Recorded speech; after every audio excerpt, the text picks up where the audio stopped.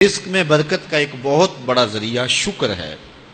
ارشاد فرمایا لَإِن شَكَرْتُمْ لَأَزِيدَنَّكُمْ، اگر تم شکر کرو گے وہ تمہیں اور زیادہ عطا کرے گا، اور اگر تم شکر نہیں کرو گے وَلَئِن كَفَرْتُمْ، کفران نعمت کرو گے، إِنَّ عَذَابِي لَشَدِيدٌ، تو پھر میرا عذاب بڑا سخت ہے۔ رزق کے اضافے کا ایک اور بہت بڑا سبب انفاق فی سبیل اللہ ہے۔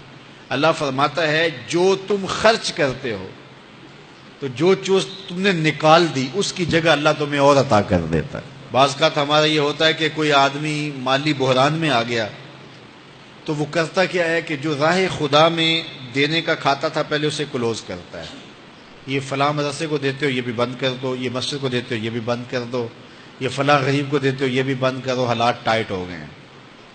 لیکن 5 گاڑیاں ہیں تو 2 گاڑیوں پہ گزارا کر لیا جائے، پیٹرول بچے، یہ نہیں ہو سکتا۔ گھر کے لچھن وہی ہیں لیکن بند کہاں سے کیا؟ جہاں سے رزق آنا تھا۔ ہمیں تو یہ حکم دیا ہے جب رزق تنگ ہونے لگے صدقہ دے کے رب سے کاروبار کر لو، صدقے سے تمہارے رزق میں اضافہ ہوگا۔ یہ رب کا وعدہ ہے اور اللہ کے وعدے جھوٹے نہیں ہو سکتے۔ رزق کی برکت کا ایک اور بہت بڑا ذریعہ النکاح ہے۔ فرمایا اگر تم نکاح کرو گے تم فقیر ہو وہ تمہیں غنی کر دے گا۔ لوگ کہتے ہیں بچہ پیروں پہ کھڑا ہو لے تو پھر نکاح کریں گے، اللہ کہتا ہے تم نکاح کرو ہم پیروں پہ کھڑا کر دیں گے۔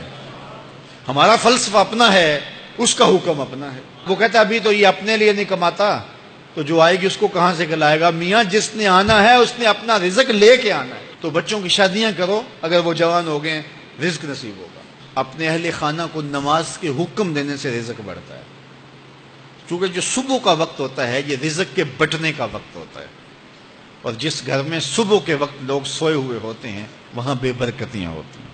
تو طلوع فجر سے لے کر کے طلوع آفتاب تک اپنی اولاد کو، بیوی کو، بچوں کو نہ سونے دیں۔ اس وقت رزق بٹنے کے لمحے ہوتے ہیں۔ کثیر دعائیں مانگیں، تلاوت کلام مجید پڑھیں، اور نماز فجر مرد حضرات مسجدوں میں جا کے باجماعت ادا کریں، اور گھروں میں جو ہے وہ بیٹیاں بہنیں مصلے بچھا لیں تو اللہ کی رحمتوں کا نزول ہوگا۔ اب ایک حدیث میں رزق کے اضافے کا ایک اور نسخہ ارشاد کیا گیا۔ میرے حضور نے فرمایا جو شخص یہ چاہتا ہے کہ اس کے رزق میں برکتیں ہوں اور اس کی عمر میں اضافہ ہو تو وہ اپنے رشتہ داروں کے ساتھ سلوک اچھا کرے۔ رشتہ داروں کے ساتھ اگر اچھا سلوک کرو گے تو پھر تمہارے رزق میں برکت ہو۔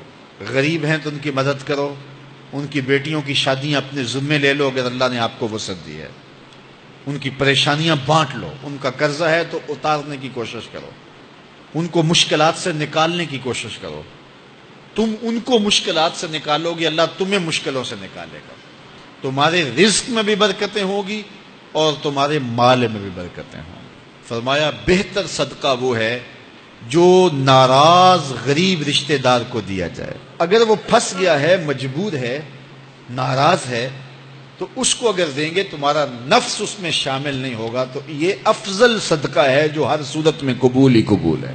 رزق کے اضافے کا ایک اور سبب الاحسان الی الضعفاء، جو کمزور لوگ ہیں ان کے ساتھ اس نے سلوک کرنا۔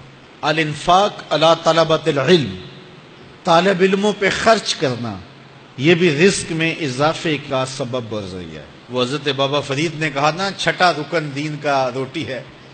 گھر میں کچھ نہ ہو تو پھر نہ نماز اور نہ ہی دیگر امور کی لذت آتی ہے، تو یہ رزق فراواں اور وسیع اور مبارک نصیب کر دے اللہ۔ تو اس کے لیے ایک اور وظیفہ میں دیتا ہوں، اور وہ یہ کہ مغرب کے بعد 21 مرتبہ سورۃ الکوثر پڑھ لیں، کثرت ہو جائے گی انشاءاللہ۔ اول خدوشی پڑھ لیں، 5-7 منٹ لگتے ہوں گے، تو سورہ کوثر 21 مرتبہ روزانہ مغرب کی نماز کے بعد پڑھیں۔ اور اگر بہت زیادہ مسائل ہیں تو ہر نماز کے بعد پڑھ لیں، تو انشاءاللہ آپ دیکھیں گے کہ گھر میں برکتیں اترتی محسوس ہوں گی، انوار کا نزول ہوتے محسوس کریں گے۔ تو یہ وہ رزق کے اسباب ہیں، اگر ہم اختیار کر لیں تو ہم اللہ کی خاص رحمتوں کے حقدار ہوں گے۔